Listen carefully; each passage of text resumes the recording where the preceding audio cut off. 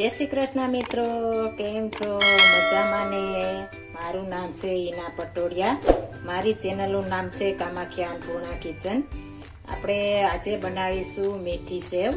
મીઠી સેવ બનાવવા માટે આપણે બરજની સેવ આવે છે તે લેવાની છે. આપણે આને બરજની સેવ પણ કહે છે. આપણે દુકાનમાં બધી કરિયાણાની દુકાને મળી રહે છે. આપણે કાચી આવે છે તે લેવાની છે, શેકેલ આવે તે નથી લેવાની. આપણે આ મીઠી સેવ બનાવવા માટે અને આને બરજની સેવ પણ કહે છે. આપણે બરજની સેવ લીધી છે, અડધું પાઉચ, આપણે 1 પાઉચ આવે છે તેમાંથી. અને આપણે જેવું ગળ્યું ખાતા હોય એ પ્રમાણે આપણે સાકર લીધી છે. તમે ખાંડ પણ લઈ શકો છો અને ગોળમાં પણ થાય છે. અને આપણે ઘી જોશે અને પાણી જોશે. પાણી આપણે સાઈડમાં ગરમ મૂકી દીધું છે. અને આપણે આ સેવને આ રીતના પહેલા ભૂકો કરી લેવાની છે. આખી આપણે હશે તો શેકવાની નહીં મજા આવે, એટલે થોડો થોડો હળવા હાથે આ રીતના ભૂકો કરી લેશું તો એકદમ સરસ શેકવાની આપણે મજા આવશે.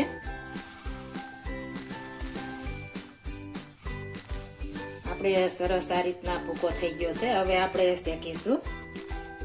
આપણે એક નોનસ્ટિક પેન લઈ લીધી છે, તેમાં આપણે ઘી નાખીશું. આપણે એકદમ ઓછા ઘીમાં પણ થઈ જાય છે. જો તમે ઓછું ઘી ખાતા હો તો આપણે ઓછું ઘી નાખશો તો પણ થશે. અને આપણે ચીકણી જરા પણ નહીં થાય, થોડું ઘી હશે તો પણ. આપણે ઘી નાખી દીધું છે. ઘીને આપણે મેલ્ટ થવા દેવાનું છે. આપણે શિયાળો અત્યારે હોવાથી એકદમ જામી જાય છે. આપણે ઘરનું આ દેશી ઘી છે.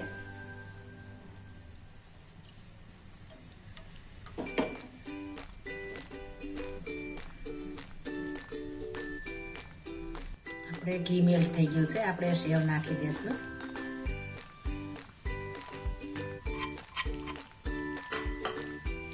સરસ આપણે ઘી વાળી થઈ જાય, બધામાં ઘી કોટિંગ થઈ જાય એ રીતના આપણે કરવાની છે. એટલે એકદમ સરસ શેકાય. અને આપણે ગેસની ફ્લેમ ધીમી કરી નાખશું. આપણે એકદમ ધીમા ગેસે શેકવાની છે, નહીં તો બળી જશે અને અંદરથી કાચી રહી જશે તો તમારે કડક સેવ થશે. એટલે આ રીતના આપણે ધીમા ગેસ ઉપર શેકાવા દેશું. આપણે એકદમ સરસ બ્રાઉન કલરની થવા દેવાની છે. જો કાચી રહી જશે તો ચીકણી પણ થશે. એટલે આપણે શેકવી જરૂરી છે સરસ. આપણે બ્રાઉન કલર થવા લાગ્યો છે તો આપણે આમાં આ સ્ટેપ ઉપર કાજુ બદામ અને ઇલાયચી છે તે નાખી દઈશું. એટલે એકદમ રોસ્ટ તે પણ થઈ જાય. આપણે રોસ્ટ કરીશું તો એકદમ સરસ આપણે કાજુ બદામની ફ્લેવર આવશે. આપણે અલગથી રોસ્ટ નહીં કરવા પડે, આ રીતના કરશો એટલે સરસ થઈ જશે.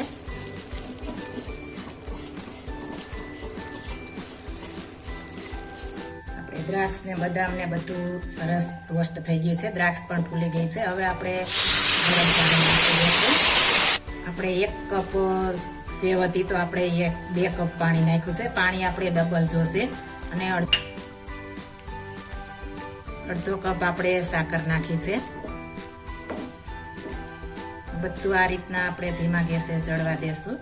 આ રીતના પહેલી વાર તમે બનાવતા હશો તો પણ એકદમ મસ્ત બનશે. આપણે પરફેક્ટ માપ હશે તો પરફેક્ટ થશે. એટલે પરફેક્ટ માપ સાથે બનાવવાનું છે. ગળ્યું તો તમારા ટેસ્ટ અકોર્ડિંગ પ્રમાણે કરી શકો છો. જેવું ગળ્યું ખાતા હોય એ પ્રમાણે નાખવાનું છે. બાકી આપણે સેવ 1 ભાગની 2 ભાગનું પાણી લેવાનું છે, પરફેક્ટ માપ સાથે છે. આ રીતના કરશો એટલે એકદમ સરસ તમારી સેવ બનશે, મીઠી સેવ.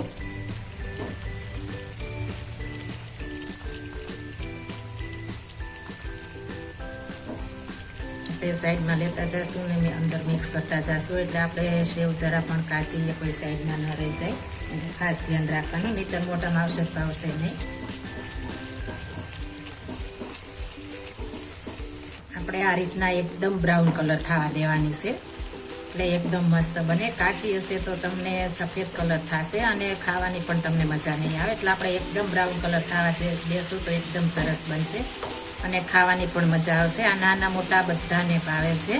આપણે શિયાળામાં ગરમા ગરમ ખાતી હોય તો મજા પડી જાય છે. અને આ જો તમે આમાં સૂટ ખાતા હો તો આપણે અડધી ચમચી 5 ચમચી સૂટ પણ નાખી શકો છો. મારા ઘરમાં નથી ખાતા એટલે હું નથી નાખતી. બાકી આપણે શિયાળામાં ખાવી હોય તો સૂટ નાખી શકીએ છીએ. આપણી સેવ તૈયાર થઈ ગઈ છે. આપણે ગેસની ફ્લેમ બંધ કરી દઈશું. 2 મિનિટ માટે આપણે આમાં રહેવા દઈશું. સર્વિંગ બાઉલ લઈ લીધું છે.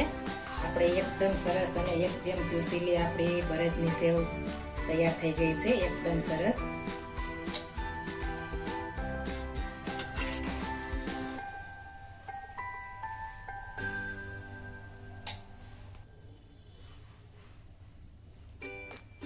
એકદમ રસીલી આપણે આ રીતના બનાવવાની છે. ગરમા ગરમ આપણે ખાશું તો મજા પડી જશે.